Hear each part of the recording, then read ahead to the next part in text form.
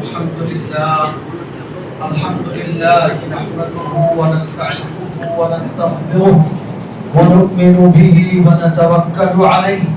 ونعوذ بالله من شرور أنفسنا ومن سيئات أعمالنا من يهده الله فلا مضل له ومن يضلل فلا هادي له ونشهد أن سيدنا ومولانا محمدا عبده ورسوله صلى الله عليه وسلم تسليما كثيرا أما بعد فأعوذ بالله من الشيطان الرجيم بسم الله الرحمن الرحيم وما خلقت الجن والإنس إلا ليعبدون ما أريد منهم من رزق وما أريد أن يطعمون إن الله هو الرزاق ذو القوة المتين وقال تعالى قل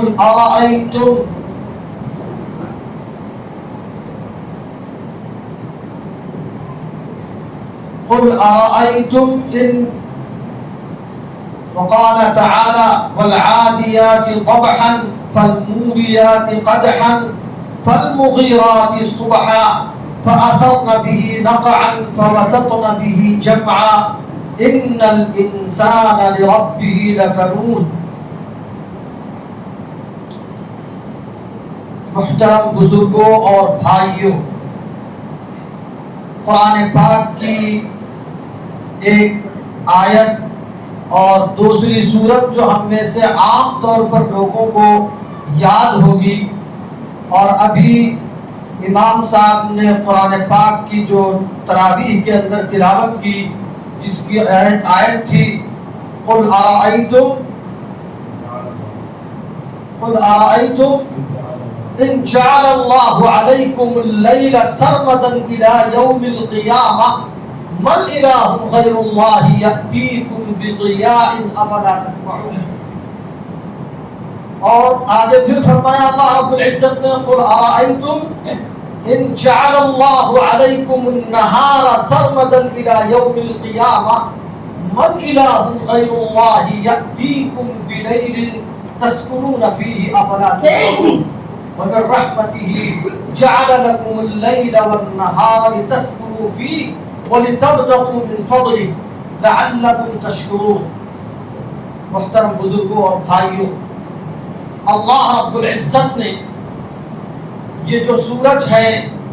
چاند ہے، دن ہے، رات ہے، صبح ہے اور شام ہے، اس کا جو ایک اللہ رب العزت نے ایک دورانیہ مقرر کیا ہے، یہ اللہ رب العزت نے اپنے انعامات میں سے شمار کروایا. وَمِن رَحْمَتِهِ جَعَلَ لَكُمُ اللَّيْلَ وَالنَّهَارَ. اللہ نے اپنے انعامات میں سے جو انعامات شمار کروائے ہیں ان میں سے خارجی انعامات ہے جو انسان کے اوپر جو داخلی اس کے جسم و جان کے اوپر جو انعامات ہیں وہ بھی بہت اللہ رب العزت نے فرمایا وَإِن تَعُدُّوا نِعْمَةَ اللَّهِ لَا تُحْصُوهَا. اللہ کی نعمتوں کو اگر تم شمار کرنا چاہو تو شمار نہیں کر سکتے. خارجی نعمتیں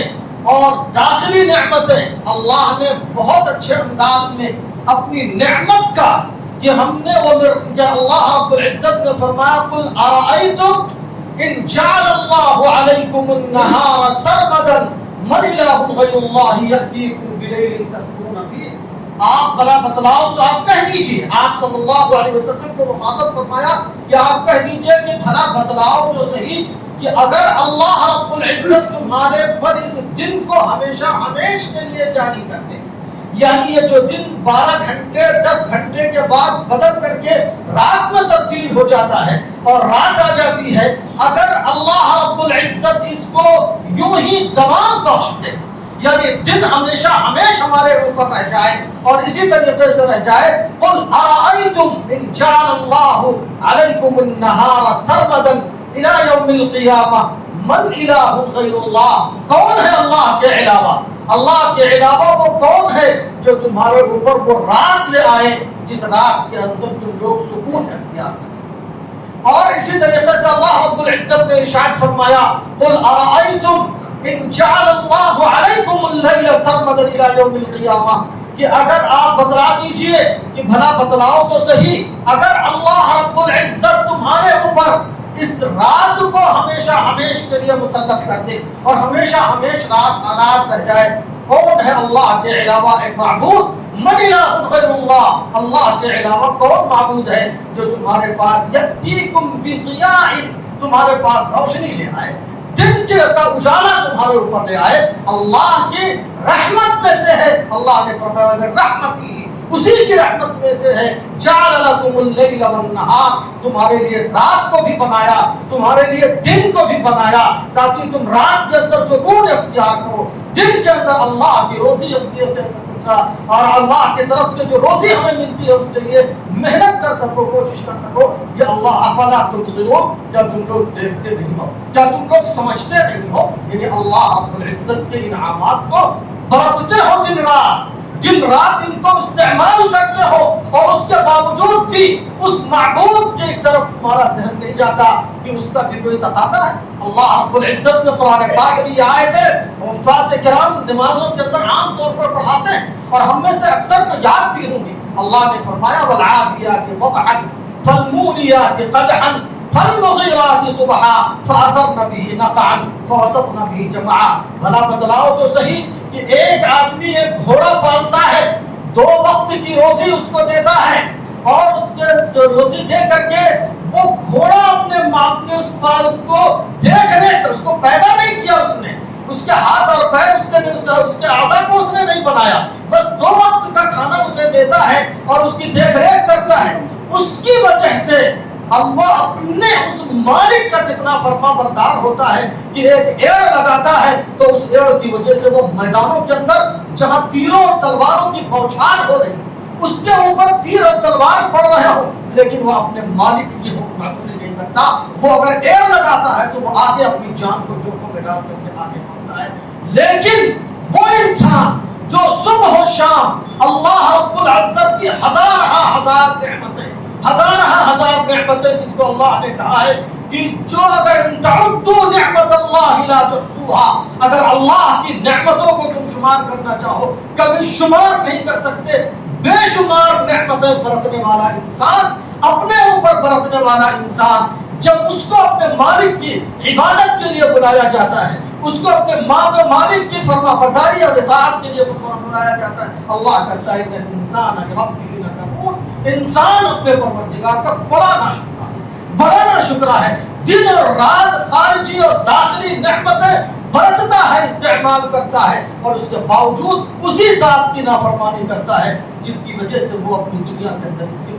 جی رہا ہے۔ اللہ رب العزت نے یہ جو سورج اور چاند کا اور دن اور رات کا یہ جو اللہ رب العزت نے دورانیہ مقرر کیا ہے، قرآن پاک کے اندر ارشاد فرمایا ہے أَلَمْ نَجْعَلِ الْأَرْضَ مِهَادًا وَالْجِبَالَ أَوْتَادًا وَخَلَقْنَاكُمْ أَزْوَاجًا وَجَعَلْنَا نَوْمَكُمْ سُبَاتًا وَجَعَلْنَا اللَّيْلَ لِبَاسًا وَجَعَلْنَا النَّهَارَ مَعَاشًا وَبَنَيْنَا فَوْقَكُمْ سَبْعًا شِدَادًا۔ اللہ اپنی نعمتوں کو شمار کرواتا ہے۔ أَلَمْ نَجْعَلِ الْأَرْضَ مِهَادًا، کیا ہم نے زمین کو تمہارے لیے فرش نہیں بنا دیا؟ کیا تمہارے لیے اس کے اوپر رہنا، کہ اس کے اوپر گھر بناؤ، اس کے اوپر اپنی زندگی گزارنے کے لیے کھانے پینے کی چیزیں اسی میں سے اگاؤ، اور اگا کر کے اسی زمین کو اللہ رب العزت نے فرمایا أَلَمْ نَجْعَلِ الْأَرْضَ مِهَادًا، کیا ہم نے زمین کو فرش نہیں بنایا؟ اور أَلَمْ نَجْعَلِ الْأَرْضَ مِهَادًا وَالْجِبَالَ أَوْتَادًا، اور پہاڑوں کو ہم نے میخ بنا کر کے ڈال دیا ہے اس کے اوپر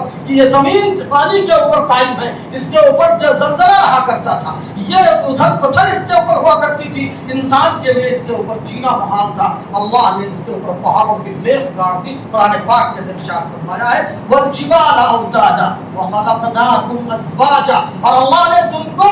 جوڑے جوڑے پیدا کیے، تم کو اللہ رب العزت نے مرد اور عورت بنایا۔ یہ سارے کے سارے اللہ رب العزت کے انعامات ہیں، لیکن یہ انعامات انسان برت کر کے اور اس کے بعد اللہ کی نافرمانی کرتا ہے، اللہ کے حکموں کو توڑتا ہے۔ ان الانسان لربہ لکنود، بے شک انسان اپنے پروردگار کا بڑا ناشکرا ہے۔ یہ سارے طریقے جو دنیا کے اندر جو چیزیں ہیں یہ اپنے حساب کے مطابق جو چل رہی ہیں، یہ سب کے سب اللہ کے حکموں کے تابع دار۔ جس طریقے سے اللہ رب العزت چاہتا ہے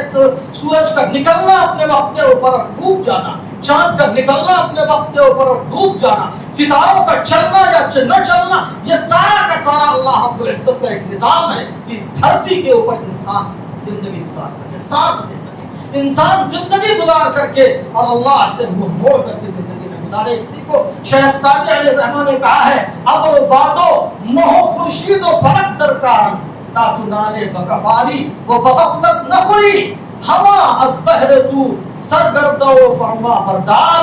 شرط انصاف نہ باشد کہ تو فرما نہ بری۔ میرے محترم بزرگوں اور بھائیوں، فارسی جاننے والے جانتے ہیں کیا کہتے ہیں۔ شیخ سعدی علیہ الرحمہ نے کہا ہے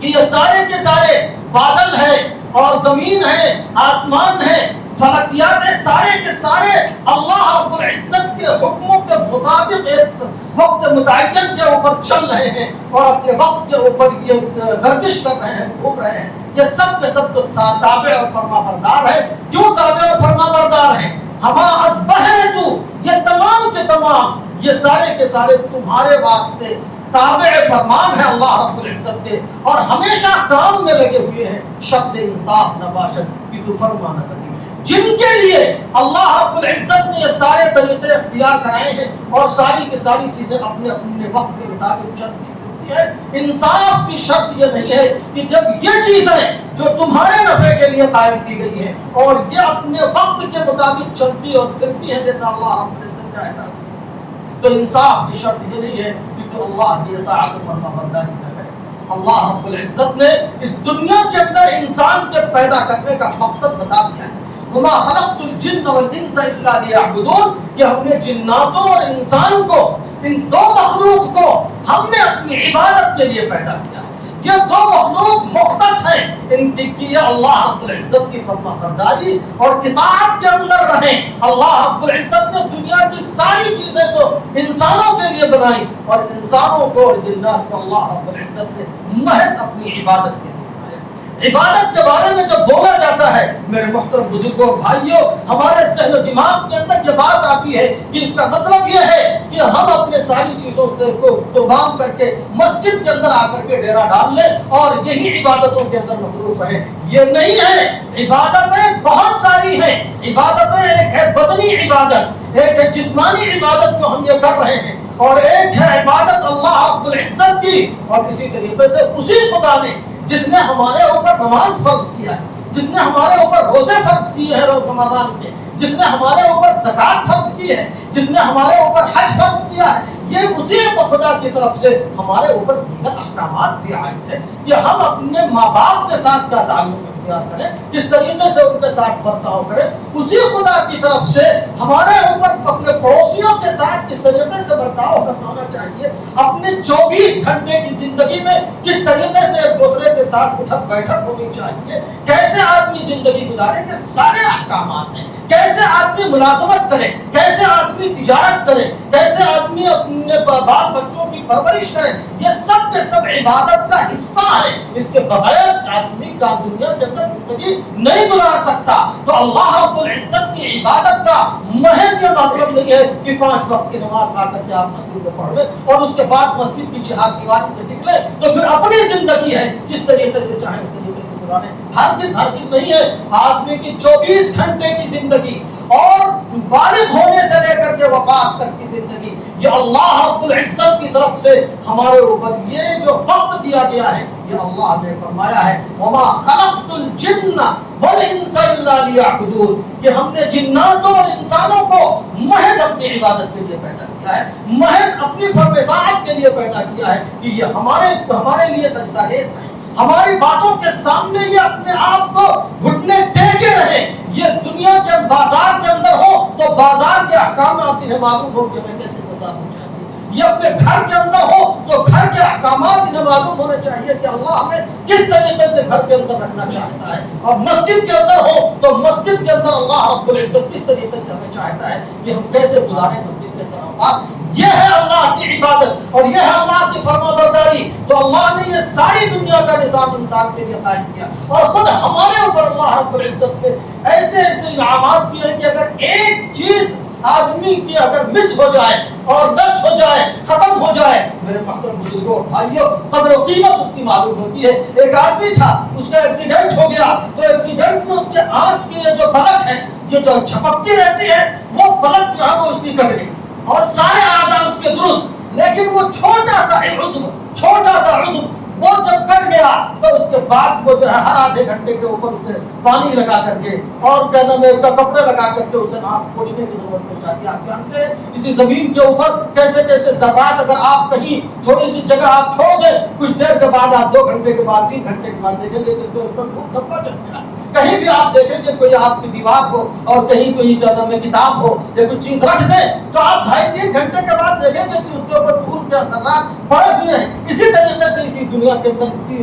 فضا کے اندر اس طریقے کے ذرات چلتے رہتے ہیں، اڑتے رہتے ہیں، وہ آنکھوں میں پڑتے ہیں۔ اللہ نے وائپر کا اس طریقہ اختیار کیا ہے، بنایا ہے کہ آدمی اسے برتتا ہے، 1 منٹ کے اندر ہزاروں مرتبہ اسے پلٹتا ہے، لیکن اسے احساس نہیں ہوتا کہ اللہ رب العزت کی کتنی بڑی نعمت ہمارے پاس ہے۔ اس آدمی کی جب اس کی یہ نعمت چلی گئی اور اسے بار بار اپنی آنکھوں کے اوپر کپڑے لگا کر کے پوچھنا پڑا، جس کی وجہ سے اس کی آنکھیں سرخ ہو گئی، اسے معلوم ہوا کہ اللہ نے یہ کتنی بڑی نعمت ہمیں دے رکھی تھی۔ آنکھ کے اوپر یہ جو ہمارے پردے لگا رکھے تھے، پتلی احمد پر جو ہمارے یہ پلک لگا رکھی تھی، اور اس کی ہم نے قدر نہیں کی، اس کی وجہ سے آج یہ چلی گئی نعمتوں کا ہے کہ اس کی کیا ہے، اس کی یہ کیسی نعمت اللہ رب العزت نے عطا کی۔ میرے محترم بزرگوں اور بھائیوں، ہم اور آپ اللہ رب العزت کی انگنت نعمتوں کو برت رہے ہیں ہر وقت میں، لیکن ہم انہی اعضاء کے ذریعے سے اللہ کی نافرمانیوں پر لگے ہوئے ہیں۔ ہماری زندگی کا دوانیہ اللہ رب العزت کے چاہنے کے مطابق، جیسا اللہ رب العزت چاہ رہا ہے اس طریقے کے مطابق ہماری زندگی کو دورانیہ نہیں بدل رہا ہے، ہم نعمت کی ناقدری کر رہے ہیں۔ اسی وجہ سے اور ہم جاننے کے باوجود، ایک مسلمان جاننے کے باوجود جب وہ ناشکری کرے گا، نافرمانی کرے گا، اس کی وجہ سے دنیا کے اندر اللہ رب العزت عذاب نازل کرے گا۔ جو جانتا ہے، جو جاننے کے باوجود اگر کوئی راستہ جانتا ہو اور جاننے کے باوجود جا کر کے ٹکرا جائے اور جا کر کے راستے میں کھائی ہو وہاں جا کر کے گر جائے تو اس کے اوپر آدمی لعنت اور ملامت کرے گا، اور جو نہیں جانتا ہے اس کو آدمی معذور سمجھے گا کہ اسے پتا نہیں تھا، یہ چلا گیا، بچنا چاہیے تھا لیکن اس کے باوجود چلا گیا، تو اس کو کسی نہ کسی حد تک آدمی معذور سمجھتا ہے۔ یاد رکھیے، دنیا کے اندر جو غیر مسلم ہیں، یعنی جو مسلمان نہیں ہیں، وہ شرک جیسے بڑے گناہ کے اندر مبتلا ہے جس کے بارے میں کبھی معافی نہیں ہو سکتی۔ اس سے بڑا کوئی گناہ دنیا کے اندر ہو ہی نہیں سکتا۔ لیکن اگر اسلام والا آدمی بگڑے گا، مسلمان بگڑے گا، اللہ رب العزت کی وجہ سے آ رہا ہے ظہر الفساد فی البر والبحر بما کسبت ایدی الناس۔ جب مسلمان بگڑے گا، جاننے والا بگڑے گا، جس کا ایمان ہوگا وہ بگڑے گا، اللہ رب العزت اس دنیا کے اندر جو خرابیاں پیدا کرے گا وہ کس کی وجہ سے؟ اس لیے کہ جو نہیں جانتا، جو شرک میں مبتلا ہے وہ تو سب سے بڑے گناہ کے اندر مبتلا ہے۔ اس سے بڑا گناہ کیا ہو سکتا ہے؟ چاہے آدمی زناکار ہو، چاہے چوری کرنے والا ہو، چاہے کچھ اور کرتا ہو، یہ اتنا بڑا گناہ نہیں جتنا بڑا گناہ جو ہے شرک کا لظلم عظیم، کہ یہ بہت بڑا گناہ ہے، اس سے بڑا گناہ کچھ نہیں ہو سکتا، تو سب سے بڑا گناہ ہے۔ لیکن مسلمان جب اس کی زندگی کالی ہوگی، جب یہ بگڑے گا، جب یہ راستے سے بھٹکے گا، جب یہ نافرمانیوں کے اندر آئے گا، اللہ رب العزت کی طرف سے دنیا کے اندر پریشانیاں، دنیا کے اندر عذاب، دنیا کے اندر طرح طرح کے حالات اس کی وجہ سے آئے گا، اور اسی کے اوپر آئیں گے۔ اللہ رب العزت انسانوں کے اوپر، عام طور پر مسلمانوں کے اوپر حالات اسی میں پیدا کرتا ہے کہ یہی بگڑ رہا ہے، یہی جاننے کے باوجود بھی کھائی کے اندر جا رہا ہے، جاننے کے باوجود بھی یہ کھائی کے اندر گر رہا ہے۔ میرے محترم بزرگوں اور بھائیوں، قرآن ہمارے پاس سچا طریقہ موجود ہے، نسخہ کیمیا موجود ہے۔ اللہ رب العزت نے ہمیں اس لیے قرآن ہمارے اوپر نازل نہیں کیا تھا کہ ہم اپنے عالم صاحب سے، حافظ صاحب سے، مسجد کے امام صاحب سے اس سے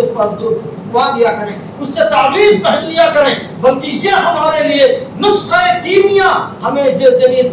پیدائش سے لے کر کے بالغ ہونے سے لے کر کے وفات تک کے لیے اللہ رب العزت نے ہمارے لیے ایک ایسا اصول بنا کر کے بھیجا ہے کہ جو رہتی دنیا تک کے لیے اب رہے گا، اور ہمیں اسی کے ذریعے سے ہمارا بیڑا پار ہوگا۔ آج یہ قرآن ہمارے پاس موجود ہے، گھروں میں موجود ہے، مسجدوں میں موجود ہے، قدر کرنی چاہیے اور اس کے اوپر، اس کے احکامات کے اوپر عمل کرنے کی کوشش کرنی چاہیے۔ اپنے ائمہ سے، مفسرین سے تفسیریں سنو اور سن کر کے معلومات کرو کہ اللہ ہمیں چاہتا ہے ہم دن میں کیا کریں، رات میں کیا کریں، صبح میں کیا کریں، شام میں کیا کریں، کیسے مسجد کے اندر رہیں، کیسے باہر رہیں، کیسے گھر کے اندر رہیں، کیسے بازار کے اندر رہیں، ملازمت ہم کس طریقے سے کریں، تجارت ہم کس طریقے سے کریں، کھیتی باڑی کس طریقے، ہر چیز کے اوپر ہمارے اوپر اصول آئے ہیں۔ لیکن آج زندگی کا ہر گوشہ، یہ تمام گوشے ایسے مزمحل ہوتے چلے جا رہے ہیں ہماری زندگی۔ ہم سوچتے ہیں بسا اگر کسی کو 5 وقت کی توفیق مل گئی تو وہ بھی مسجد کی چہار دیواری تک اپنے آپ کو مسلمان سمجھتا ہے اور اس کے بعد سوچتا ہے کہ تجارت تو ہماری ہے، جس طریقے سے چاہے اس طریقے سے کریں، ملازمت تو ہماری ہے، جس طریقے سے چاہے اس طریقے سے کریں، کھیتی باڑی تو ہماری ہے، جس طریقے سے چاہے اس طریقے سے کریں، حلال اور حرام کی کوئی پرواہ نہیں کرتا، ناجائز اور جائز کی کوئی پرواہ نہیں کرتا، اور اگر بتاتا ہے تو اپنے جب بتاتا بتانے والا تو دل کے اندر تنگی محسوس کرتے ہیں کہ کاش کہ ہمیں معلوم نہ ہوتا ہم زندگی کیسے گزاریں گے، کس طریقے سے۔ میرے محترم بزرگوں اور بھائیوں، ایمان ہو اگر، سچا یقین ہو اگر، تو اللہ رب العزت وما من دابۃ فی الارض الا علی اللہ رزقها، قرآن میں اللہ رب العزت نے فرمایا ہے کہ جو بھی دنیا کے اندر آیا ہے اس کی روزی اللہ رب العزت نے اپنے ذمے لے رکھی ہے۔ وہ جس طریقے سے موت انسان کے پیچھے لگی رہتی ہے، اسی طریقے سے اللہ کے نبی صلی اللہ علیہ وسلم نے فرمایا وَلَن تَمُوتَ نَفْسًا حَتَّى تَسْتَكْمِلَ رِزْقَهَا، کہ کوئی بھی جی روح مر نہیں سکتا جب تک کہ اپنی روزی کا جو جتنا حصہ ہے وہ پورے نہ کر لے۔ ہمارا ایمان کمزور ہے، ہم سمجھتے ہیں کہ ہم اگر سچی تجارت میں لگیں گے تو ہمارے پاس مال نہیں آئے گا، تجارت نہیں آئے گی، ہمارا مال ہمارے زندگی کا معیار نہیں بڑھے گا۔ یہ ہمارے ایمان کی کمزوری ہے، ایمان کی کمزوری ہے۔ حضرت والا پیر ذوالفقار صاحب قدس العالی نے ایک سچا واقعہ لکھا ہے کہ ایک مرتبہ انہوں نے رزق حلال کے اوپر، اکل حلال کے اوپر، کہ حلال روزی کمائی جائے اور حلال مال کھایا جائے، اس کے اوپر انہوں نے تقریر کی۔ کہتے ہیں پیشے سے ایک وکیل تھا، وہ وکیل جب تقریر اس نے سنی اور اس کے دل کے اندر بات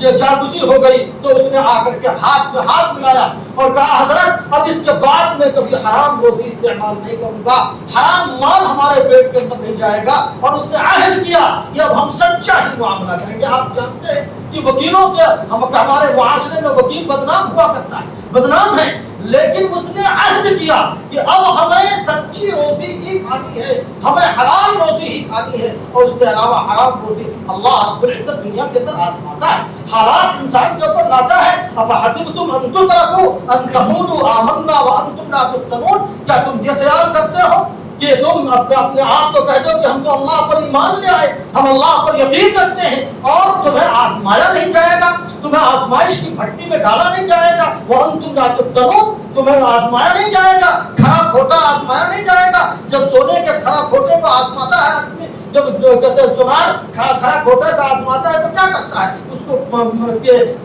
آگ کی بھٹی میں ڈالتا ہے، اور ڈال کر کے پھر اس کے بعد پہچانتا ہے کہ کون کھڑا ہے اور کون کھوٹا ہے۔ اللہ رب العزت بھی اس دنیا کے اندر آزمائے گا۔ اللہ نے فرمایا افحسبتم ان تترکوا ان تقولوا آمنا وانتم لا تفتنون، کیا تم یہ خیال کرتے ہو کہ تم یہ کہتے ہو کہ ہم ایمان لے آئے اور اللہ تمہیں آزمائش نہیں کرے گا، تمہیں پرکھے گا نہیں کہ کون اپنے ایمان کے اندر کھڑا ہے اور کون اپنے ایمان کے اندر چھوٹا ہے۔ اللہ رب العزت نے فرمایا فتن الذین من قبلکم فلا يعلمن اللہ الذین صدقوا ولا يعلمن الکاذبین، پہلی امتوں کو بھی جو لوگ ایمان لائے تھے اللہ پر ان کو بھی ہم نے آزمایا تھا اور تم کو بھی آزماؤں گا، آزمائے گا اللہ رب العزت۔ آزمائش تو آتی ہی ہے، دیکھنا ہے کہ اللہ کون کھڑا ہے اور کون کھوٹا ہے۔ تو اس آدمی نے جب تہیہ کر لیا کہ اب حلال رزق ہی کھاؤں گا، حرام مال نہیں جائے گا، وہ اس کے بعد اپنے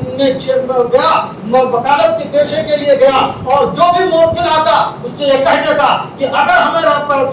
تمہارے اس مقدمے کے دوران بھی اگر معلوم ہوا کہ تم غلطی پر ہو تو میں مقدمہ تمہارا ختم کر دوں گا، میں نہیں لے سکتا اس کو اپنے پیسے، اگر تمہارا معاملہ ظلم والا ہوا، تم ناجائز پر ہوئے تو ہم اس کو نہیں لے سکتے ہیں، اور ہم وہ مقدمہ وہی ختم کر دیں گے اور ہم اس کو نہیں لے سکتے. جب یہ بات کہنا شروع کیا تو سارے لوگوں نے اس کو چھوڑ دیا اور دھیرے دھیرے جو ہے وہ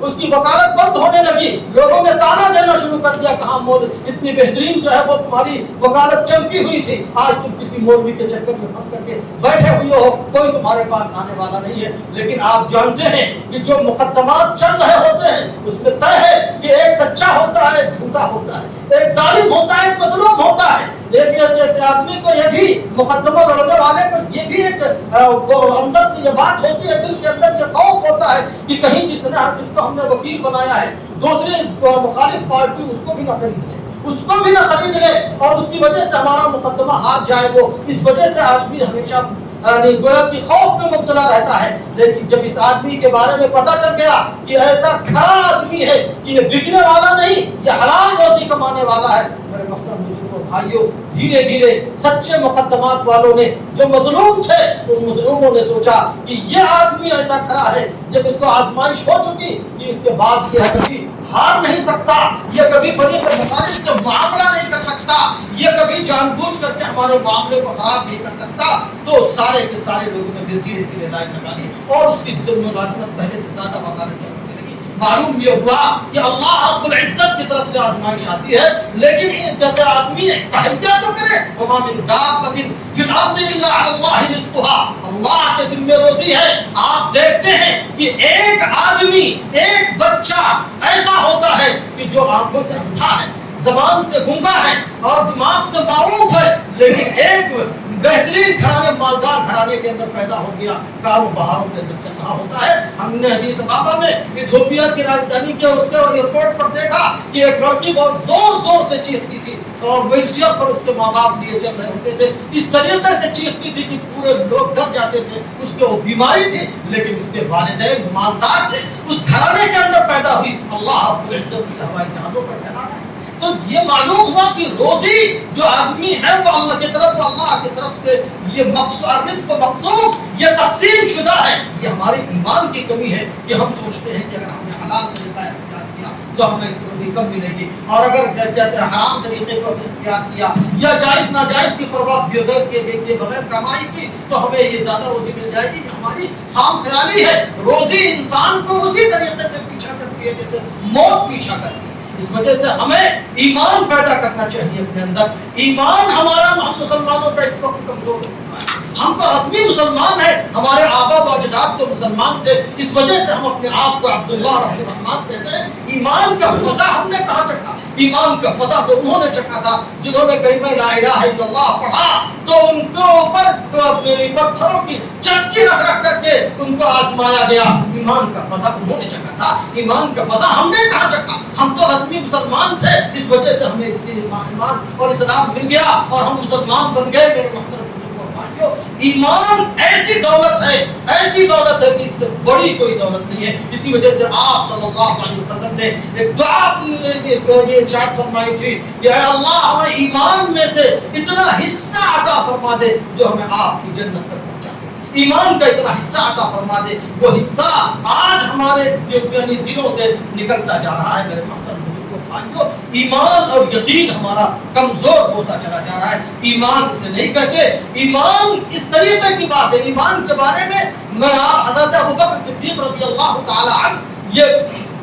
آپ صلی اللہ علیہ وسلم کے سب سے قریبی اور سب سے دیوانے اور آپ صلی اللہ خلیفہ اول حضرت ابوبکر صدیق رضی اللہ تعالی عنہ کا ایک واقعہ کہ وہ جب معراج کی ہوئی آپ صلی اللہ علیہ وسلم کو اور معراج کا واقعہ پیش آیا تو آپ نے لوگوں سے جب بیان کیا کہ ہم منٹوں سیکنڈوں کے اندر وہاں بیت المقدس تک پہنچ گئے اور پھر وہاں سے ہم ساتوں آسمان کی سیر کر کے جنت دوزخ کی سیر کر کے چلے آئے اور وہاں سے جب بیان کیا اتفاق سے اس مجلس کے اندر حضرت ابوبکر صدیق رضی اللہ تعالیٰ عنہ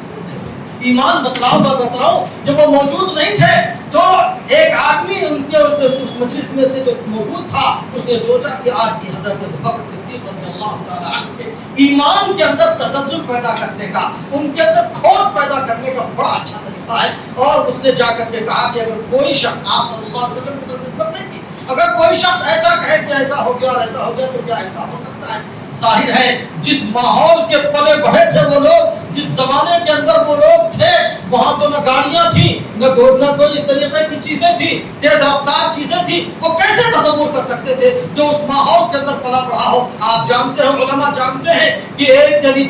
یہ جو مسافت ہے سفر کی، یعنی جس میں 4 رکعت والی نماز 2 رکعت پڑھی جاتی ہے، وہ 77 کلومیٹر، 78 کلومیٹر، 80 کلومیٹر، یہ 3 دن 3 رات کی مسافت ہے۔ یہ 3 دن 3 رات کی مسافت ہے۔ آج 3 دن 3 رات کو اپنی جگہ پر واپس آ سکتا ہے، وہ 3 دن 3 رات کی مسافت تھی۔ جب اس ماحول کے اندر بڑے بمنے پڑنے والا آدمی کیسے تصور کر سکتا ہے؟ زیادہ سے زیادہ اونٹوں کی سواری کرنے والا، ان کے پاس گھوڑے بھی نہیں تھے کہ جس کی جو کوئی تیز رفتار ہو، تو وہ کیسے تصور کر سکتے تھے؟ انہوں نے کہا ایسا نہیں ہو سکتا۔ جب انہوں نے کہا کہ ایسا نہیں ہو سکتا تو اس نے فوراً کہا کہ آپ کے ساتھ رہنے والے یعنی آپ صلی اللہ علیہ وسلم کی طرف نسبت کی، انہوں نے یہی کہا ہے۔ حضرت ابوبکر صدیق رضی اللہ تعالی عنہ نے کہا کہ اگر وہ کہہ رہے ہیں تو سچ ہے۔ میرے محترم بزرگوں اور بھائیوں، ہمارے پاس بھی وہی حدیثیں موجود ہیں۔ آپ صلی اللہ علیہ وسلم کی طرف اسی بات کی نسبت ہو گئی جس کو ابھی اپنی عقل سے انہوں نے کہا تھا کہ ایسا نہیں ہو سکتا، لیکن جب اسی بات کی نسبت آپ صلی اللہ علیہ وسلم تو حضرت ابوبکر صدیق رضی اللہ تعالی عنہ نے کہا کہ ہم پوچھیں گے کہ تم نے کیا سمجھا، انہوں نے کیا بات کہی ہے، تم سمجھ سکے ہو یا نہیں سمجھ سکے ہو، کیا کہا ہے انہوں نے کہا اگر وہ یہ بات کہہ رہے ہیں تو سچ، وہی قرآن، وہی حدیث جو ہمارے اسلاف کے پاس تھی، وہی قرآن، وہی حدیث جو صحابہ کرام کے پاس تھی، جن کی وجہ سے وہ دنیا کے اندر ان کی توتی بولی، وہی قرآن ہمارے پاس بھی، وہی حدیث وہ آپ صلی اللہ علیہ وسلم کی طرف منسوخ باتیں ہمارے پاس بھی موجود ہیں۔ لیکن میرے محترم بزرگوں اور بھائیوں، جو ایمان ہونا چاہیے ہمارا، جو یقین ہونا چاہیے ہمارا، جو رسوخ اس کے اوپر ہونا چاہیے کہ چاہے ہمارے تجربات کتنے بھی ہوں، کیسے بھی ہوں، لیکن ہوگا اسی طریقے سے جس طریقے سے قرآن پاک کے اندر ہے، ہوگا اسی طریقے سے جس طریقے سے آپ صلی اللہ علیہ وسلم نے فرمایا ہے۔ اگر یہ ایمان ہمارا پیدا ہو جائے تو ہم کبھی زندگی کے کسی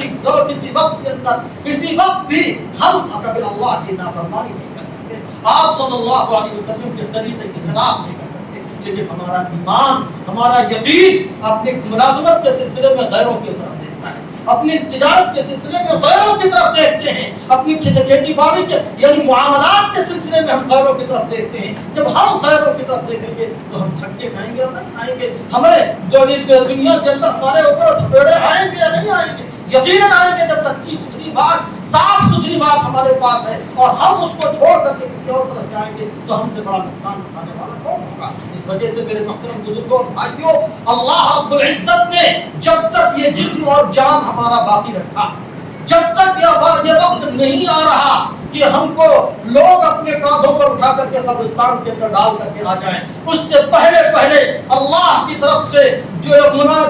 آیت پڑھی گئی ہے، وَمَا خَلَقْتُ الْجِنَّ وَالْإِنسَ إِلَّا لِيَعْبُدُونَ، اپنے اوپر یقین پیدا کرو، اعتماد پیدا کرو کہ اللہ رب العزت کی فرما برداری ہی کے اندر ہماری زندگی گزرے گی، اللہ کی نافرمانی ہم سے نہیں ہو سکتی، چاہے ہماری ملازمت کا معاملہ ہو، چاہے ہماری تجارت کا معاملہ ہو، چاہے ہماری انفرادی زندگی ہو، چاہے ہماری اجتماعی زندگی ہو، چاہے ہماری مسجد کی زندگی ہو، چاہے مسجد کے باہر کی زندگی ہو۔ وَمَا خَلَقْتُ الْجِنَّ وَالْإِنسَ إِلَّا لِيَعْبُدُونَ، اللہ نے فرمایا ہے کہ جنات اور انسان کو ہم نے صرف اسی لیے پیدا کیا ہے کہ وہ ہماری عبادت،